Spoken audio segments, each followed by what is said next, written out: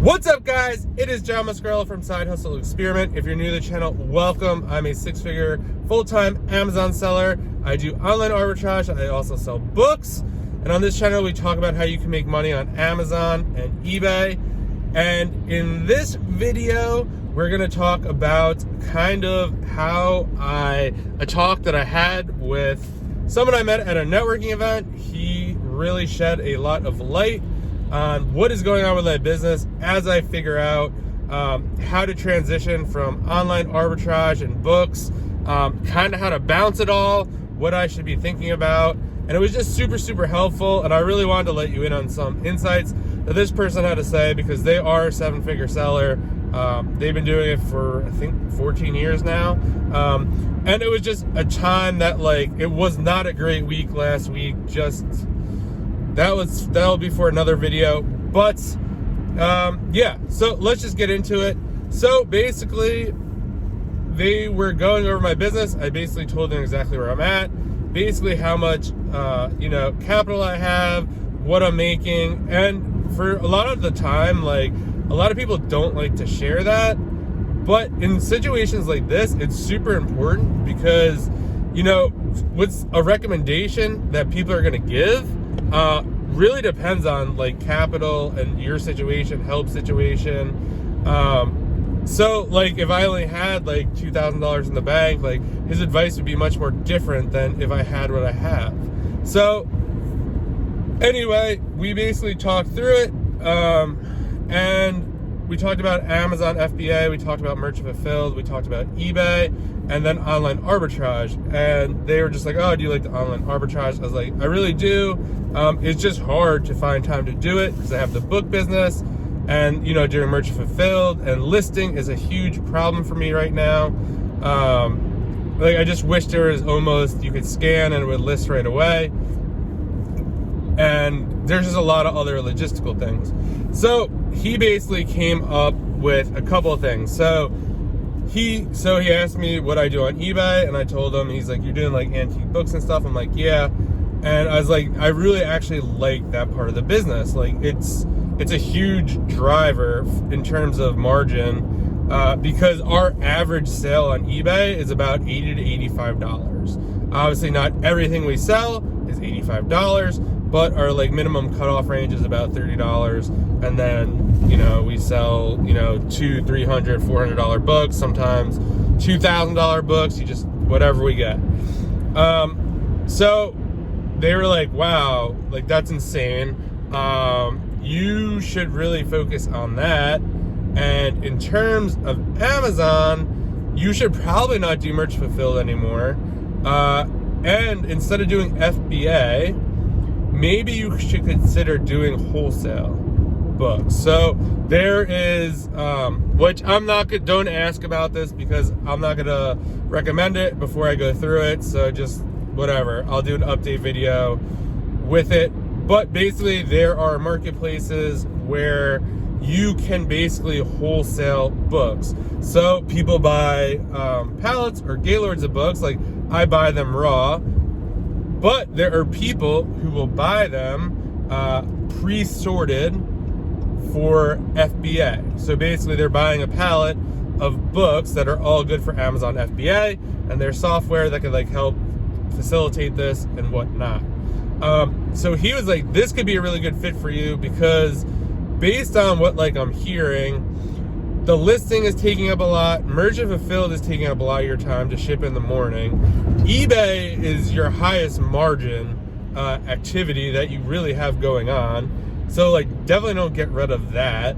And if you get rid of listing on FBA, having to ship MF, he said to keep long-term Merchant Fulfilled books, so stuff that I'm going to make $30, $40 on, but it's not going to sell within a week or two. It's going to be more of a long-term sell. And he's like, you have 10 more months on your warehouse, so, try this for 10 months or a couple months and see how it goes. So basically, the wholesale kind of works out where you're almost getting half of the potential FBA profit. There's some more calculation that goes into that. So basically, it would make a lot of sense for me, because not having to list the book, just being able to scan them and put them in a box and just get rid of them, ship them off, would save a lot of time. And the more I think about it, yes, I do lose a bunch of upside, only getting half the FBA price, but the person pointed out that you're losing a lot of upside anyway, because there are books that you're not listing that someone else would list just because you don't have enough help, and it doesn't really make sense for you to list those books. So not only are you recouping those books, selling them wholesale, but you're also getting, prices that might not hold either. So they're we all know that prices tank or whatever, but when you're wholesaling them, you're capturing them. You're getting that half of the potential up front, and then it's on someone else whether they could get the price that they think they could get or not. So I was like, wow, this is a great idea. I actually have heard of this, and actually was almost bought pallets like this in the past, but I just totally forgot about it. And that's one of the most powerful parts about networking and talking to people. This could be very lonely, right? Right now, it's just me. I'm no longer working with the helper. That's for a whole nother video.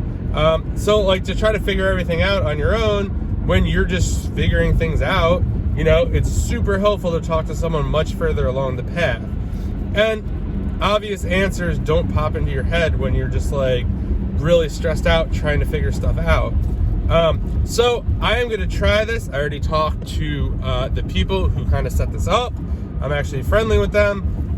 So I'm going to give this a whirl. I'm not getting books this week, but for next week, I'm going to just try it, see how it goes, try it 1 to 2 times, and just see how it goes. So if I'm wholesaling the books, it solves a bunch of problems because number one, it's a labor thing. So the books have to get scanned. So basically, I could actually just hire someone to scan the book. It takes everything away, right? There doesn't have to be any decisions oh, should this be an MF book or an FBA book?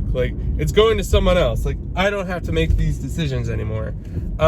So it's much easier to staff. When it comes to eBay, that could go much quicker because I could bang all that out in about a day.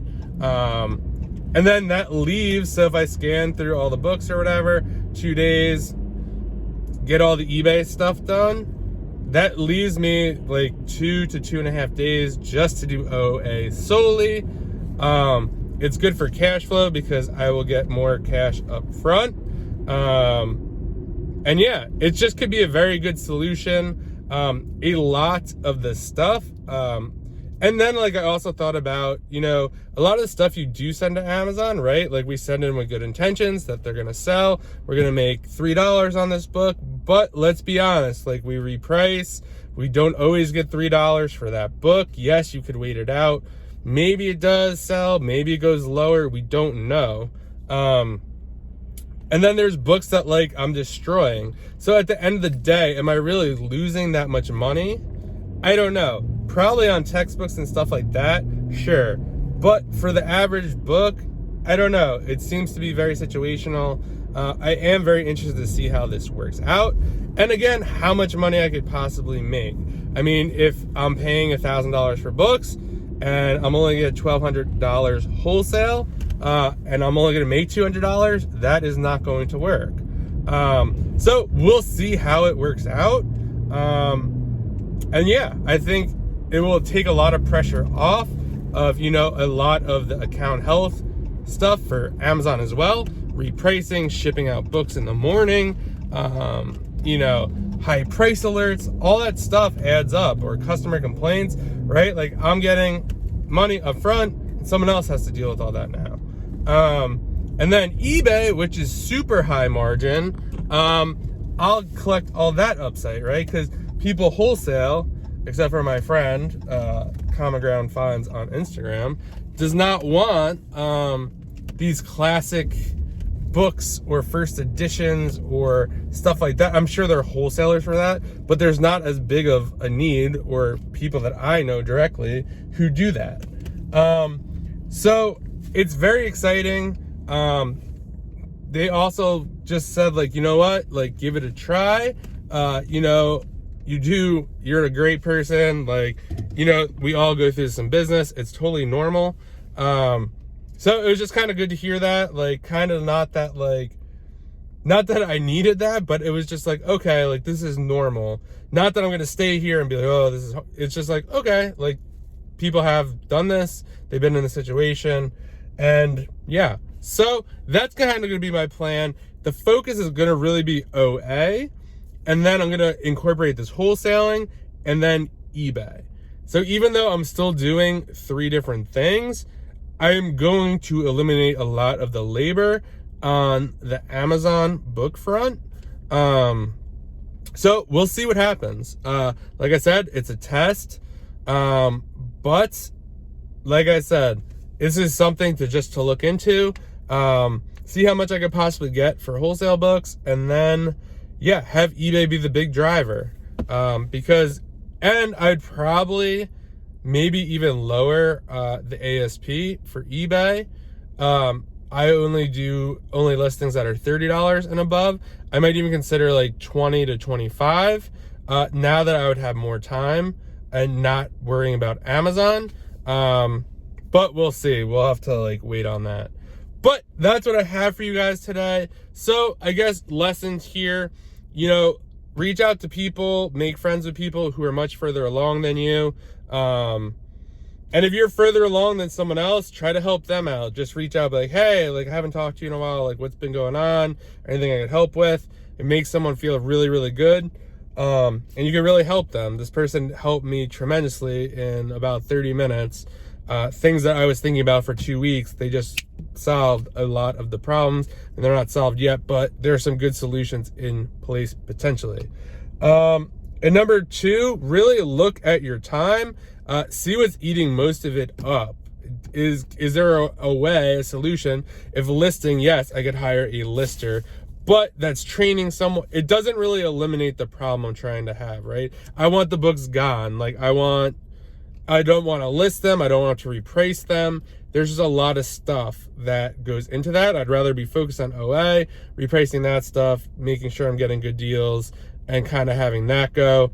And yeah, we'll see what happens, guys. Kind of a video all over the place, but I kind of just want to give you like an update and give you a little insight on what this advice I got from a 7-figure seller.